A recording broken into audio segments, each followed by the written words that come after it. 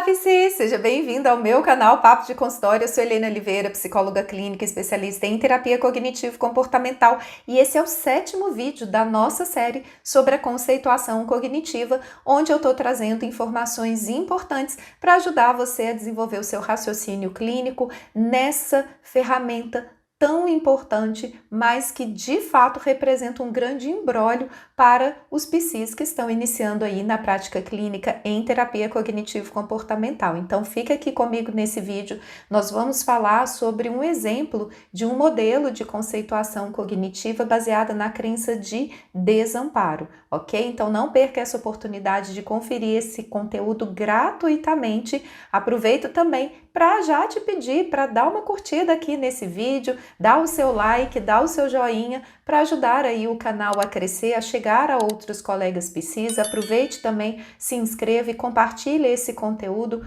com os seus outros colegas. Além disso, também conheça o meu curso TCC Passo a Passo, onde além da conceituação cognitiva, nós vamos ter várias outras ferramentas, vários outros recursos, vários outros conteúdos para ajudar você a compreender ainda mais a prática da terapia cognitivo-comportamental, aumentar a sua segurança e também trazer para você conteúdos importantes e ferramentas para você colocar aí na sua prática clínica e potencializar os seus resultados na TCC, ok? Então, venha junto comigo, aproveite também para ver os outros vídeos dessa série para você não perder nenhum conteúdo e assim você conseguir absorver o melhor, possível sobre tudo isso que a gente está construindo aí nessa série de vídeos, ok? Então agora, sem mais demoras, bora lá comigo?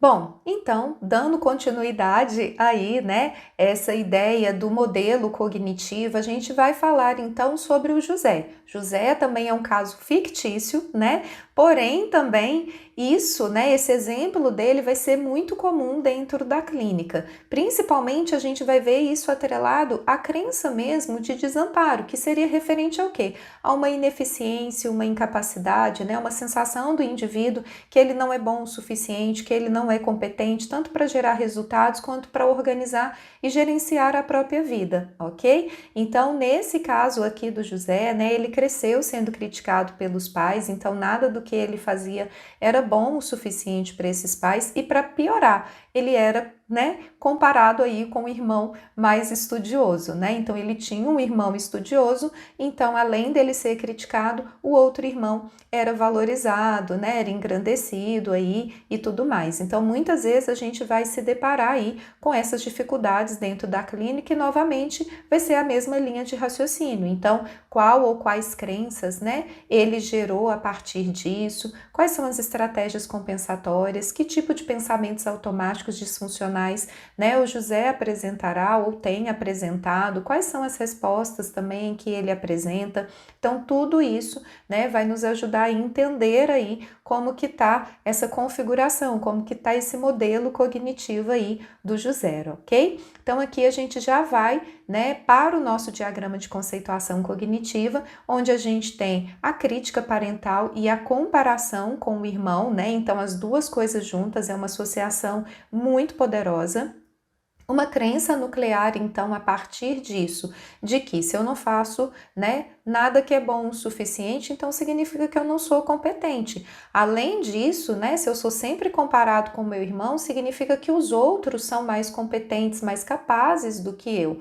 A partir disso, eu vejo um mundo baseado nessa hostilidade, Esse mundo é hostil comigo, esse mundo é crítico comigo, E o futuro aí vai ser um futuro de fracasso, Então, se eu não sou competente, se as outras pessoas são mais capazes e competentes do que eu, logo, o meu futuro aí vai ser de fracasso, ok? Isso pode gerar, então, uma crença intermediária de que se eu não sou competente, então nada do que eu fizer será bom o suficiente. E aí, José, ele pode desenvolver uma estratégia compensatória de manutenção. que é não se dedicar com afinco a uma tarefa, fazer tarefas de baixa complexidade, né? Então, quando ele está diante, por exemplo, de uma situação que é ver os amigos entrarem na faculdade, vem um pensamento para ele: isso não é para mim. O significado desse pensamento é sobre quê? Incompetência, né? Então, ou seja, os estudos, ser bem-sucedido nessa área, buscar uma profissão, isso não é para mim. Então, ou seja, ele abraça essa ideia, isso traz para ele um desânimo, traz para ele, né, uma tristeza, uma resposta emocional muito profunda nesse sentido. A resposta fisiológica, né, ele se sente com baixa energia, né, o corpo, né, sem energia. E o comportamento dele vai ser procurar um emprego em atividades mais operacionais, né? Não que isso seja um problema e não que procurar emprego em atividades operacionais, né, diretamente representa que a pessoa ela tenha uma crença de incapacidade, né? Pode ter N fatores, mas nesse caso do José, né, isso está diretamente atrelado a essa crença, ok? Então, não necessariamente procurar emprego em atividades operacionais significa que a pessoa tem uma crença de incapacidade, de incompetência. Muitas vezes é uma questão de oportunidades, tá? Mas nesse caso do José, sim, porque ele teria o potencial, mas ele não percebe, né, que ele tem o potencial para coisas melhores. Isso, inclusive, aparece no segundo exemplo, que quando ele começa a passar por dificuldades financeiras, o pensamento dele é o quê? Nunca vou conseguir me sustentar sozinho. A partir daí, então, isso significa o quê? Uma crença, né? Um pensamento e um significado de incapacidade. E isso gera para ele tristeza, isso gera para ele uma sensação de desespero, mas ao mesmo tempo, a partir, né, apesar dele ter esse aperto no peito, ele não procura trabalho ou uma forma de aumentar essa renda. Por quê?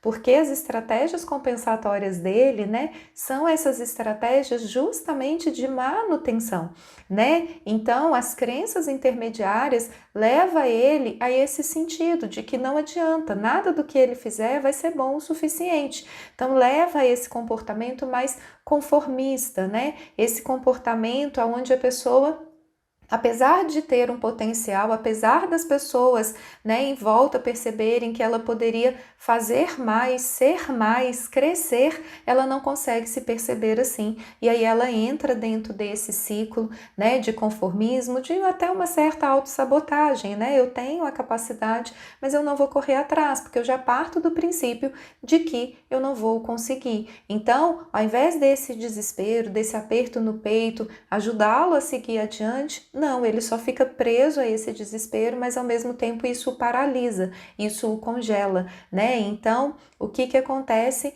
Ele não consegue, né, agir, reagir sobre as situações. Então, ele abraça essa crença, ok? Claro que aqui a gente poderia ter vários outros exemplos, várias outras configurações de como que a crítica parental junto com a comparação, né, funcionaria, mas novamente, né, essa ideia é para a gente fazer um exercício de começar a, então, né, a encaixar essas pecinhas. A conceituação cognitiva é um grande quebra-cabeça, né? O nosso cliente, ele chega ali e ele apresenta várias informações e a gente vai precisar pegar essas pecinhas e tentar encaixar no seu devido lugar para que a gente consiga, então, compreender. Novamente, reforço que a conceituação cognitiva é aberta, né? Então, a partir do momento que você vai caminhando com o seu cliente, você vai trazendo novas informações, né? E isso vai enriquecendo a conceituação, mas ela é muito importante, ela é um mapa, ela te dá um norte tanto para você quanto para o cliente compreender o que está acontecendo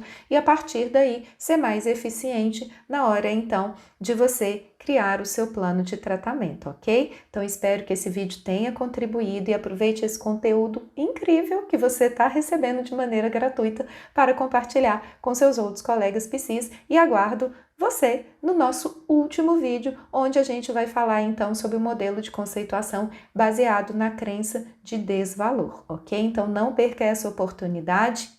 No mais, desejo muito sucesso para você, um grande beijo e a gente se vê nos próximos vídeos. Tchauzinho!